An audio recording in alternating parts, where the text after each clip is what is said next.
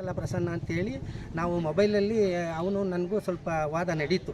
ನಡೆದಾಗ ಏನಾಗೋಯ್ತು, ಅಣ್ಣ ನಮ್ಮನೆ ಕೆಲಸಕ್ಕೆ ಬರೋರಿಗೆ ಕಾರ್ಮಿಕರಿಗೆ ನಾನು ಎಣ್ಣೆ ಕೊಡಲೇಬೇಕು, ಅಲ್ಲದೆ ಹೋದರೆ ಅವ್ರು ಯಾರು ಕೆಲಸಗಾರರು ಬಂದು ನಮ್ಮ ತೋಟದಲ್ಲಿ ಕೆಲಸ ಮಾಡಿಕೊಡೋದಿಲ್ಲ, ಅದಕ್ಕೆ ನಾನು ಎಣ್ಣೆ ಮಾರೋದನ್ನು ನಿಲ್ಲಿಸ್ತೀನಿ, ನಮ್ಮ ಮನೆ ಕೆಲಸಕ್ಕೆ ಬಂದವರಿಗೆ ನಾನು ಎಣ್ಣೆ ಕೊಟ್ಟು ನಾನು ಕೆಲಸ ಮಾಡಿಕೊಳ್ಳೇಬೇಕು ಅಂತ ಅವ್ರು ಹೇಳಿದ್ದು.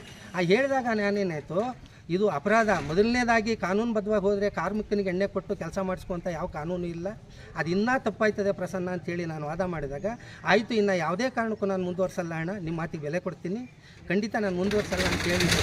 ಅದಾದ ಒಂದು ತಿಂಗಳ ನಂತರ ಕೆಲವು ವಿಚಾರಗಳೆಲ್ಲ ಬಂದು ಊರಿಗೆ ಬಂದಾಗ ಮತ್ತೆ ಕಂಟಿನ್ಯೂ ಮಾಡ್ತಾವ್ರೆ, ಧೈರ್ಯವಾಗಿ ಮಾರಾಟ ಮಾಡ್ತಾವ್ರೆ ಅನ್ನೋ ವಿಚಾರ ನಮ್ಮ ಗಮನಕ್ಕೆ ಬಂತು. ಅದಕ್ಕೋಸ್ಕರ ಇವತ್ತು ಈ ಜಾಗದಲ್ಲಿ ಬಂದು ಅವರೇನಂದರು, ಮತ್ತೆ ನಾವು ಪಂಚಾಯತಿ ಕರೆದು ನಾವು ಬರಲ್ಲ ಅಂತ ಈ ಉಡಾಪೆ ಮಾತಾಡಿರೋದ್ರಿಂದ ಅವ್ರ ಮನೆಗೆ ಕೆಲವೇ ಅಡಿಗಳು ದೂರದಲ್ಲಿ ಬಂದು ನಿಂತ್ಕೊಂಡು, ಇದು ಕೂಡ ಒಂದು ನಮಗೆ ಮುಖ್ಯವಾದ ಸ್ಥಳ ಆಗಿರೋದ್ರಿಂದ ಈ ಜಾಗದಲ್ಲಿ ಬಂದು ಅವ್ರನ್ನ ಕರೆಸ್ಬಿಟ್ಟು ಮಾತಾಡಿದ್ದಕ್ಕೆ ತುಂಬ ವಾದಗಳು ನಡೆದು, ಅದು ಟಿ ವಿ ಮಾಧ್ಯಮದಲ್ಲಿ ಟಿ ವಿ ಒಳಗೂ ಬರ್ಬೋದು. ಅವ್ರಿಗೆ ನಮಗೆ ತುಂಬ ಚರ್ಚೆ ಆಯಿತು.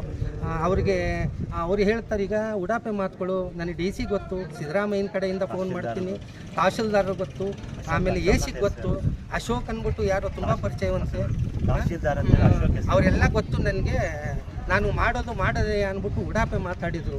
ಅದಕ್ಕೋಸ್ಕರ ಎಲ್ಲ ಮುಗಿದ ಮೇಲೆ ಈಗ ನಾವೊಂದು ತೀರ್ಮಾನಕ್ಕೆ ಬಂದು ಮಾಧ್ಯಮದವ್ರನ್ನ ಕರೆಸ್ಬಿಟ್ಟು ನಾವು ಮನವಿ ಮಾಡಿದ್ರೆ ಅವರು ಬಿಡ್ಬೋದು ಅನ್ನೋ ಉದ್ದೇಶದಿಂದ ಇವತ್ತು ಮಾಧ್ಯಮದವ್ರನ್ನ ಕರೆಸ್ಬಿಟ್ಟು ನಾವೊಂದು ತಿಳುವಳಿಕೆ ಮಾತು ಹೇಳಿದರು, ಉಡಾಪೆ ಮಾತಾಡ್ಕೊಂಡು ಹೋಗಿದ್ದಾರೆ. ಅದರಿಂದ ನಮಗೆ ಮಾಧ್ಯಮದವರು, ಸರ್ಕಾರ ಇದ್ರ ಬಗ್ಗೆ ಒಂದು ಕ್ರಮ ಜರುಗಿಸಿ ನಮಗೆ ಊರ ಹೆಣ್ಮಕ್ಳಿಗೋಸ್ಕರ, ನಮ್ಮ ಊರಿನ ಗೌರವಕ್ಕೋಸ್ಕರ, ಊರಿನ ಮಾನ ಮರ್ಯಾದೆಗೋಸ್ಕರ ಒಂದು ಸೂಕ್ತವಾದ ಕ್ರಮ ತಗೊಂಡು ನಮಗೆ ಈ ಊರಲ್ಲಿ ಈ ಅನ್ಲೀಗಲ್ಲು, ಇದಕ್ಕೆ ನಾವು ಕೇಳೋಕ್ಕೆ ಯಾರೂ ತಯಾರಿಲ್ಲ, ಕುಡಿತಾರೆ, ಜಗತ್ತು ಎಲ್ಲ ಕುಡಿತದೆ, ಇದು ಲೀಗಲ್ ಇಲ್ಲ, ಅನ್ಲೀಗಲ್ಲು. ಅದಕ್ಕೋಸ್ಕರ ನಿನ್ಗೇನಾದ್ರು ಅವಕಾಶ ಇದ್ದರೆ ನಿನ್ನ ಲೀಗಲಾಗಿ ತಂದು ಮಾರಾಟ ಮಾಡಪ್ಪ, ನಾವು ಯಾರು ತಲೆ ಕೆಡಿಸ್ಕೊಳ್ಳಲ್ಲ ಅಂತ ಹೇಳಿದಾಗ ಉಡಾಪೆ ಮಾತಾಡಿದರು.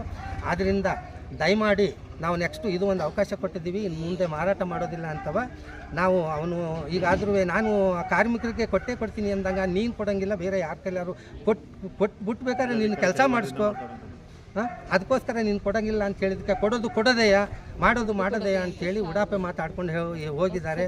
ಆದ್ದರಿಂದ ದಯಮಾಡಿ ಟಿ ವಿ ಮಾಧ್ಯಮದವರು ಇದ್ರ ಬಗ್ಗೆ ಹೆಚ್ಚಿನ ಗಮನ ಕೊಟ್ಟು ಜನಗಳ ಒಂದು ನೆಮ್ಮದಿಗೋಸ್ಕರ, ಹೆಣ್ಮಕ್ಳ ನೆಮ್ಮದಿಗೋಸ್ಕರ ಟಿ ವಿ ಮಾಧ್ಯಮದವರು ಇದಕ್ಕೆ ಸಂಬಂಧಪಟ್ಟಂಥ ಜಿಲ್ಲಾ ಇಲಾಖೆ, ತಾಲೂಕು ಪಂಚಾಯಿತಿ, ಜಿಲ್ಲಾ ಪಂಚಾಯಿತಿ, ಗ್ರಾಮ ಪಂಚಾಯಿತಿ ಯಾರೇ ಆದರೂ ಸರಿ, ಈ ಊರಿನ ಎಲ್ಲ ಒಂದು ಬಡ ಹೆಣ್ಮಕ್ಳಿಗೋಸ್ಕರ ಎಷ್ಟೋ ಜನ ಇವತ್ತು ತಮ್ಮ ಮಾಂಗಲ್ಯ ಕಳ್ಕೊಂಡ್ಬಿಟ್ಟವ್ರೆ.